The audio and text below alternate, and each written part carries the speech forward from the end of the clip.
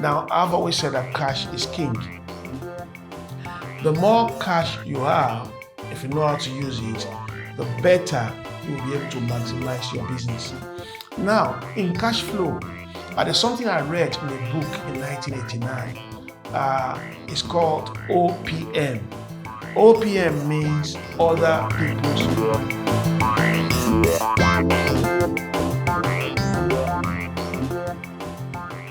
Hi, ladies and gentlemen, welcome once again to Dominion Wealth Zone. My name is Julius Olutokun.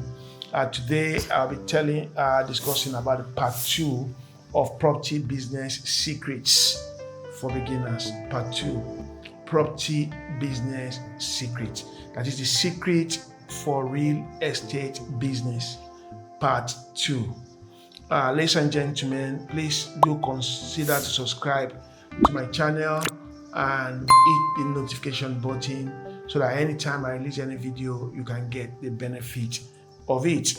So we're going to look at the part 2 of this video, how to go into real estate business and make a kill of it, how to succeed doing real estate business. Why I'm doing this video is because a lot of people that I know, they've been to real estate business, and after a few years, 4 or 5 years, they come out of it. They say, oh, it's not working. I don't really understand it. And they get scared. In the first part of the video, you need to watch it. I've explained the foundations for the real estate business.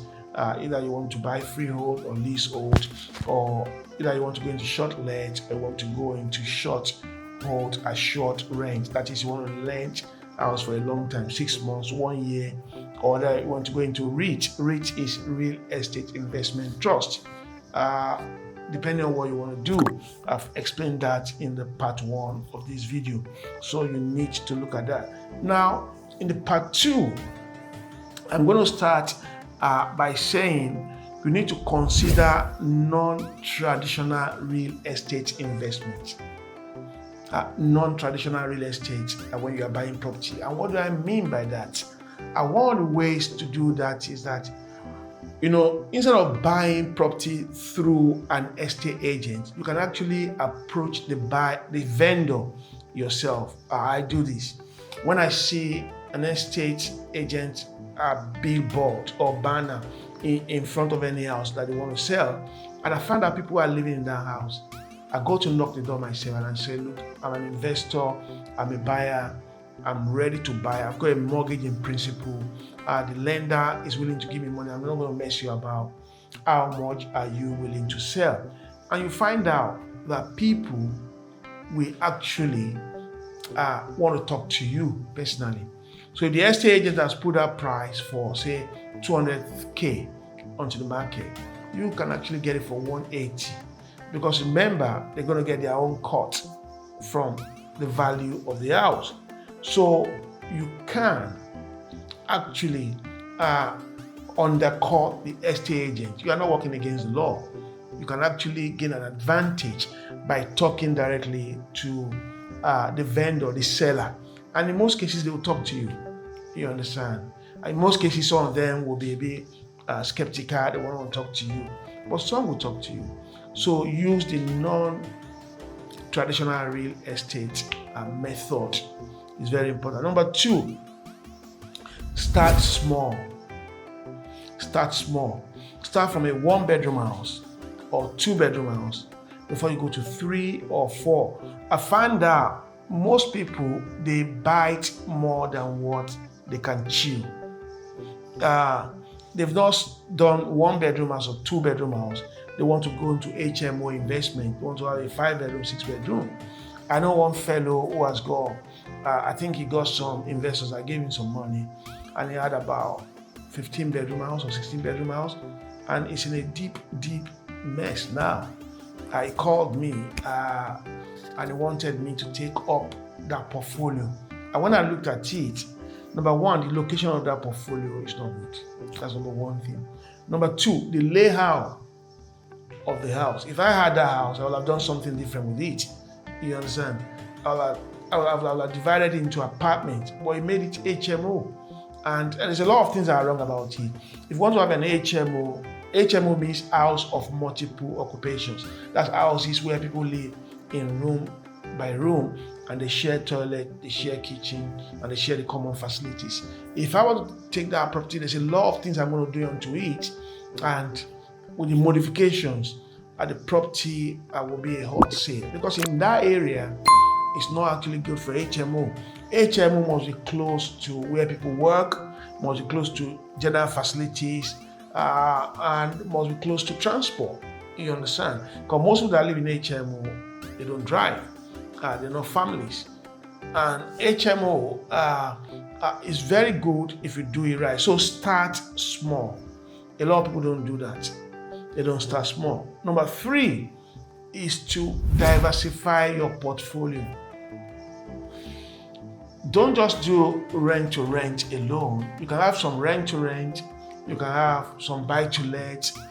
You can have some short renter where you give. So diversify your portfolio in case one goes down, the other one comes up. You understand? And in diversifying your portfolio, you can even move from, if you have a big portfolio, instead of you now having renovation team that you have to, like contractors, you get a team, develop a team. And that's another way of diversifying your portfolio. Say you have about 10 properties. Instead of you now, anytime you need a plumber, you call a plumber, you call an electrician, you call this, you call that. All those will cost you an arm and a leg. It's going to cost you so much. So what do? Get a renovation team that you employ, probably 1 or 2 people, and they can now begin to work on your properties. Now, when you need a professional work, when you need probably an electrical work as a major work, and then you get an electrician to come and do it. But you want to change the bulb. Let your team change the bulb. A socket is broken. Let your team change the socket. Just the basics.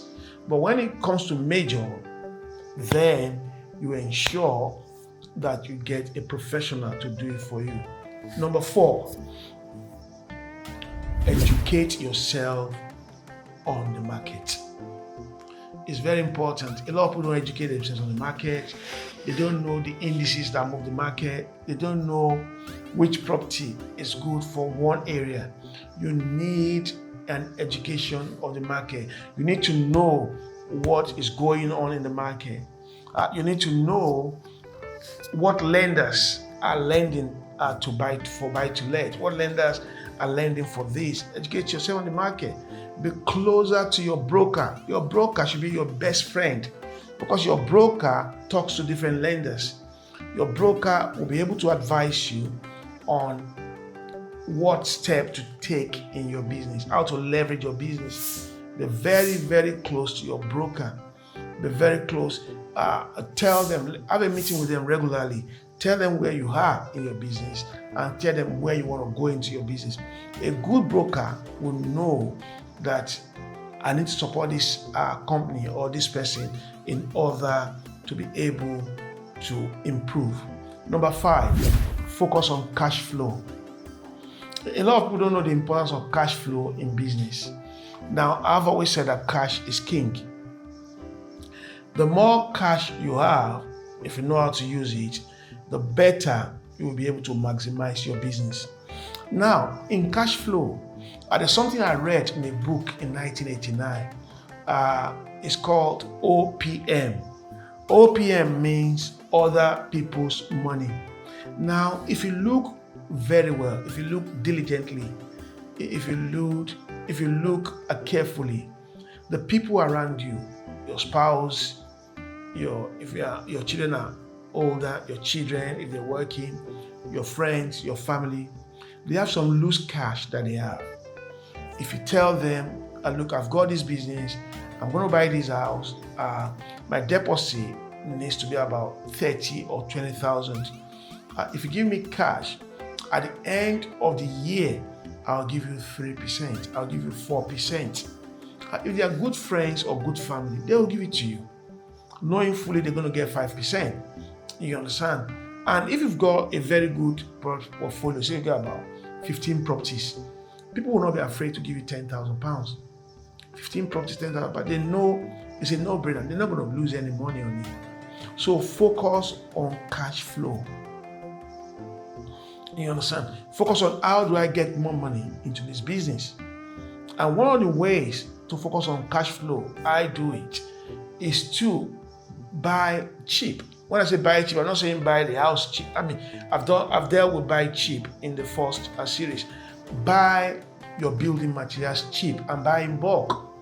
If you have a big portfolio, say anything from 5, I buy a lot from Unction and I buy them cheap.